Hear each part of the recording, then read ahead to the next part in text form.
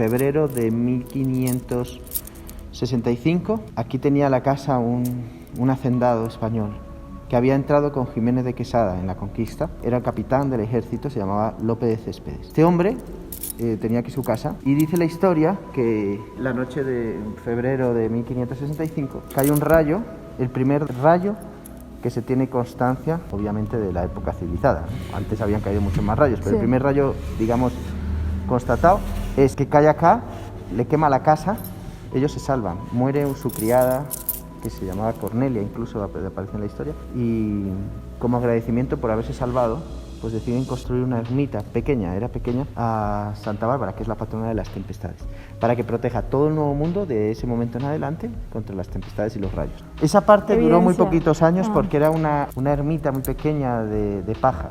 Enseguida empezó a coger mucha fuerza Santa Bárbara como patrona de aquí de esta iglesia. Empezaron a organizar romerías, donaciones. Entonces, en el año 1585, o sea, estamos hablando 20 años después, Bogotá era muy pequeña, como mucho habría 100 habitantes. 1585 ya estaba el templo, dice que era un templo grande, prácticamente como lo conocemos hoy. Ya estaba más o menos la estructura que hoy vemos, que está construido en tapia pisada y en adobe. Tú imagínate, para esa época que había 100 habitantes en Bogotá, 100 y pico, tú imagínate esta iglesia. Esto es una catedral.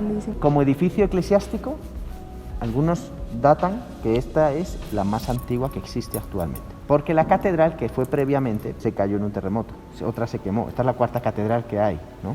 Santa Bárbara nunca se ha caído en todos los años de historia que tiene. Sabemos que en 1585 tenía ese tamaño grande porque en ese año se erige como parroquia.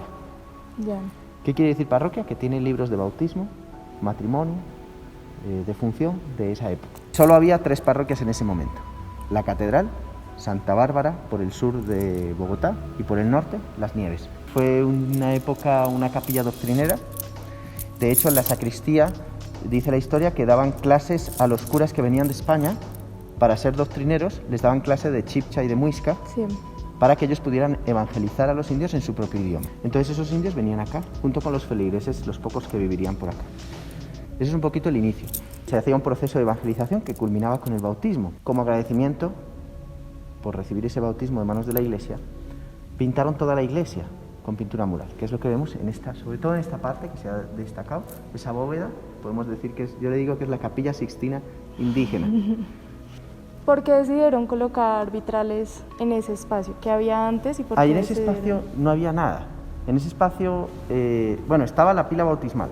Entonces, al nosotros restaurar y sacar a la luz las pinturas del baptisterio, o sea, del lugar donde se bautizaba, primeramente, pues lo que tenemos que hacer es, ¿qué uso le damos a este espacio? Entonces yo dije, pues pongamos una capilla penitencial. Colocamos los confesionarios para tener un sitio privado donde confesar.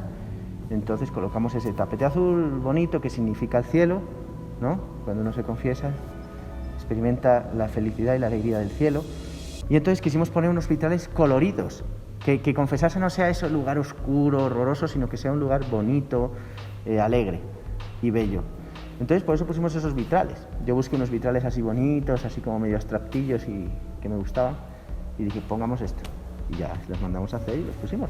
Y bueno, además están como medio escondiditos, entonces no se ven mucho. Desde fuera no se ven, si no vives en el conjunto que vives aquí al lado. La gente del conjunto me dice, padre, cuando usted enciende las luces en la noche, eso se ve bellísimo, esos vitrales, porque claro, sale la luz hacia afuera y se ve todos los colores, ¿no? Desde dentro podemos verlos también muy bonitos cuando hace mucho sol.